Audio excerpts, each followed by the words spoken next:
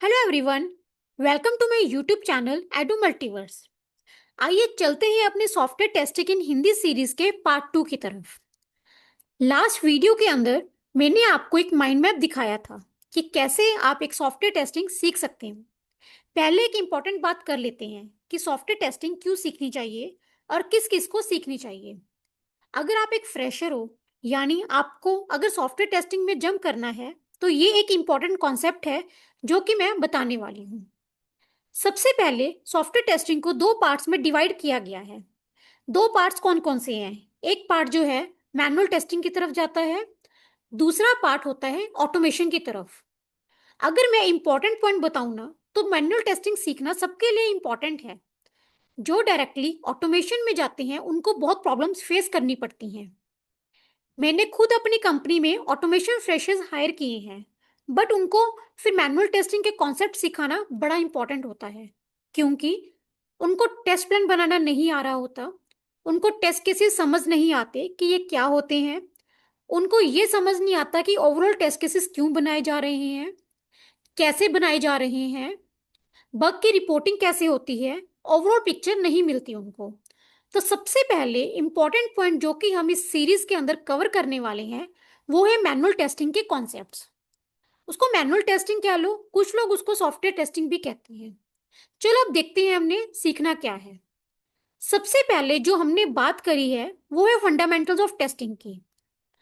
हमें ये जरूरी है समझना कि ये सॉफ्टवेयर होता क्या है, तभी तो पता चलेगा कि सॉफ्टवेयर टेस्टिंग कैसे करनी है, क्या करनी है। तो यही कॉन्सेप्ट्स को हम आउट ओवर करते हैं।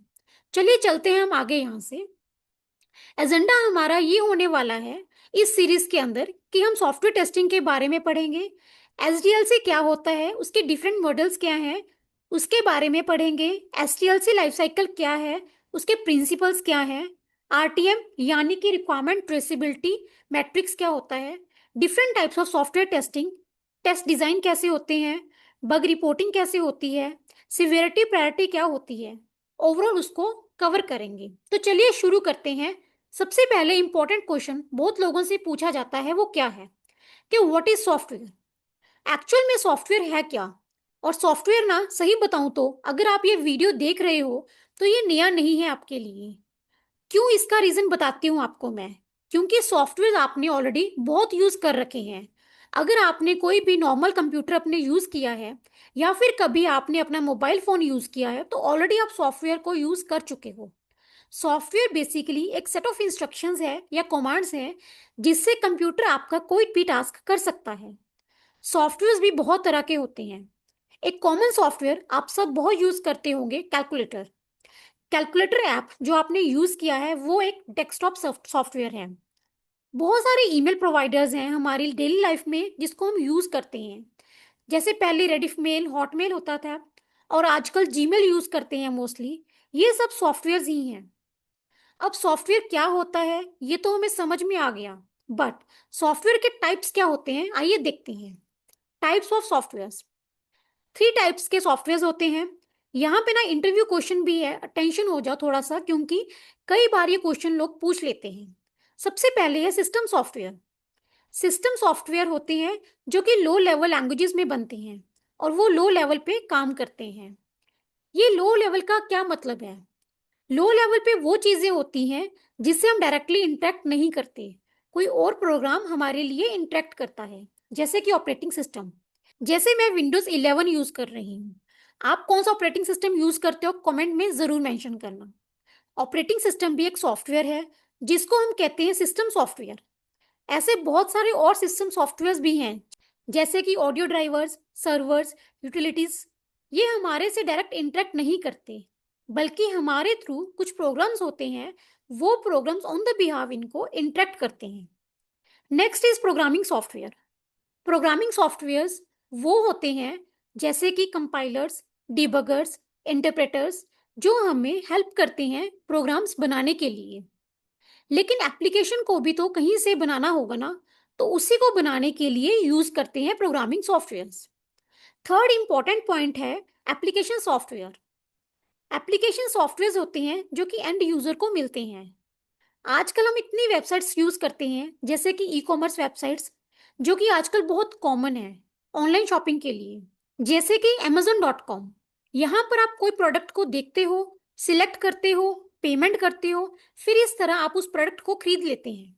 ये वेब एप्लीकेशन है जो आप सब यूज करते हो। इसको एप्लीकेशन सॉफ्टवेयर भी कहते हैं। मोबाइल ऐप्स हो गई, डेस्कटॉप एप्लीकेशंस हो गई, इन सबको एप्लीकेशन सॉफ्टवेयर कहा जाता है। चलिए आगे बढ़ते हैं।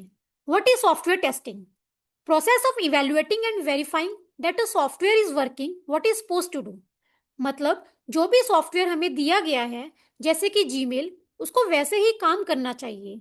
इस चीज को टेस्ट करना, वेरीफाई करना और इवेल्युएट करना कि जीमेल ईमेल कर पा रहा है या नहीं, आप उसमें सेंट आइटम्स चेक कर पा रहे हैं या नहीं, यही सॉफ्टवेयर टेस्टिंग है।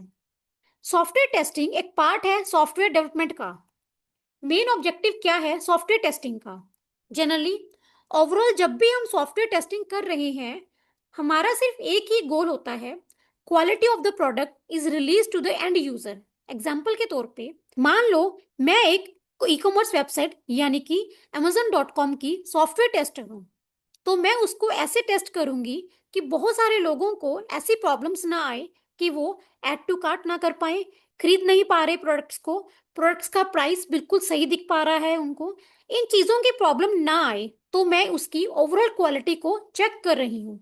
इसी को सॉफ्टवेयर टेस्टिंग कहा जाता है। अब यहाँ पे सॉफ्टवेयर टेस्टर करता क्या है?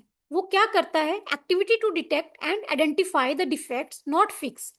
हम फिक्स नहीं करेंगे। फिक्स कौन करेगा? डेवलपर्स फिक्स करेंगे।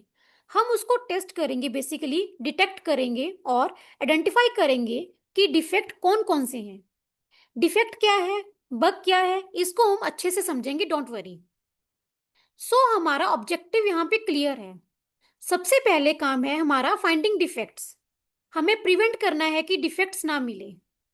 हमें कॉन्फिडेंस गेन करना है सॉफ्टवेयर में, सो डैट लोग उसको यूज करें। जितनी भी रिक्वायरमेंट्स हैं वो प्रॉपरली काम करनी चाहिए। जैसे जीमेल को जो करना है, जैसे वो ईमेल कर सकता है, सेंट आइटम्स होनी चाहिए, जितनी भी रिक्वायरमेंट है वो प्रॉपरली वर्क करनी चाहिए। And user basically and result को जो बना है वो हमारी बिजनेस रिक्वायरमेंट्स के अकॉर्डिंग बना है और कस्टमर उसको प्रॉपरली यूज कर पा रहा है। Gain the confidence of the customers by providing them a quality product. ये सब रिस्पॉन्सिबिलिटीज हैं एक सॉफ्टवेयर टेस्टिंग की। तो ये सारे टास्क हैं जो सॉफ्टवेयर टेस्टर कर सकता है। प्रिवेंट डिफेक्ट्स, फाइंड कर सकता है फेलियर्स को, वेरीफाई कर सकता है रिक्वायरमेंट्स को, वैलिडेट कर सकता है टेस्ट ऑब्जेक्ट्स को, कॉन्फिडेंस बिल्ड कर सकता है, रिड्यूस कर सकता है रिस्क को, और जो भी वर्क हो रहा है उसको इवेल्युएट कर सकता है। अब बात करते हैं कि क्वालिटी क्या होती है। क्वालिटी को डिफाइन किया गया है as a justification of all the requirements of a customer in a product.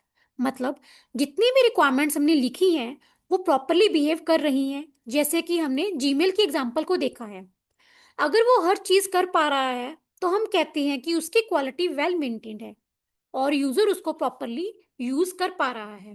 Quality generally होता है कि वो कितना बग फ्री है, क्या वो डिलीवर टाइम पे हो रहा है, विद इन द बजट हुआ है, रिक्वायरमेंट्स मीट कर रहा है या नहीं, मेंटेनेबल है या नहीं। ओवरऑल हम सॉफ्टवेयर प्रोजेक्ट्स को ऐसे डिवाइड करते हैं।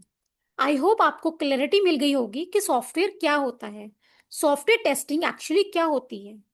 मिलते हैं अगली वीडियो में। अगली वीडियो में जानेंगे और चीज़ों के बारे में, डिफरेंट डिफरेंट कॉन्सेप्ट्स के बारे में। अगर आप सबको कुछ क्वेश्चंस हैं या फीडबैक होंगे तो कमेंट सेक्शन में ज़रूर मेंशन कीजिएगा।